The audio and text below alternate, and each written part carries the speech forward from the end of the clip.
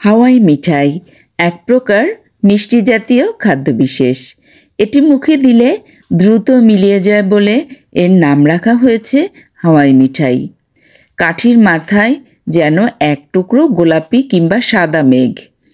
কোথাও বেড়াতে গেলে প্রায় সব ছোট শিশুরাই এমনকি বড়রাও এই কাঠির মাথায় এক টুকরো মেঘ খাওয়ার জন্য ব্যস্ত হয়ে ওঠে।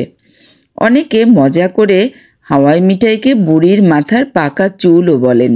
বাংলাতে যেমন অনেকগুলো নাম এই খাবারটির, তেমনি ইংরেজিতেও এর অনেক নাম আছে, যেমন cotton candy, fairy floss, candy floss কিংবা স্পুন সুগার।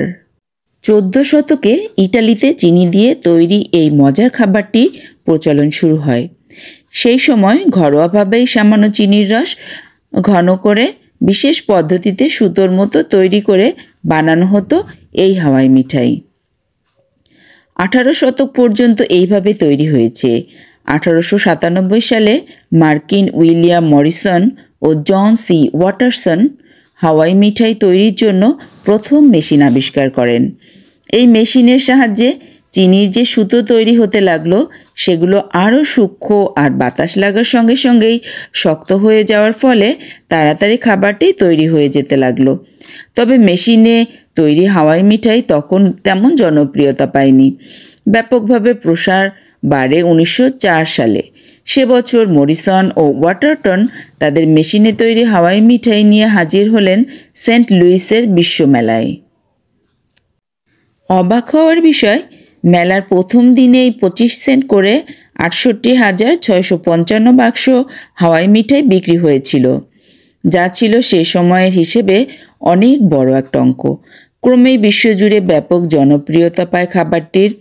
চাহিদা ও জনপ্রিয়তার জন্য একাধিক কোম্পানি এগিয়ে এলো এই মজাদার খাবারটি উৎপাদন ও বিপণনে। টটিস রোল অফ কানাডা লি বিশ্বের সর্বাধিক হাওয়াই মিঠাই উৎপাদনকারী প্রতিষ্ঠান। দেখতে অনেকটা তুলোর মতো বলে 1920 সালে মার্কিনিরা এই হাওয়াই মিঠাইয়ের নাম দিয়েছেন কটন ক্যান্ডি।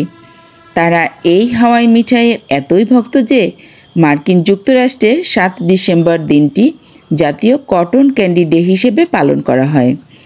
ইউরোপ আমেরিকা জয় করে আমাদের এখানে হাওয়াই মিঠাই তৈরি শুরু হয় এমন কথা বলা যায় না, কারণ চিনি দিয়ে তৈরি সোনপাপড়ি বহুকাল আগে থেকেই এখানে তৈরি হতো। উন্নত বিশ্বের মতো আমাদের দেশে অবশ্য আজও সেভাবে হাওয়াই মিঠাই উৎপাদন এবং সুন্দর প্যাকেজিং হয় না। মেলা, বেড়ানোর জায়গা কিংবা রাস্তার ফেরিওয়ালারাই বিক্রি করে এই হাওয়াই মিঠাই। সবাইকে ধন্যবাদ।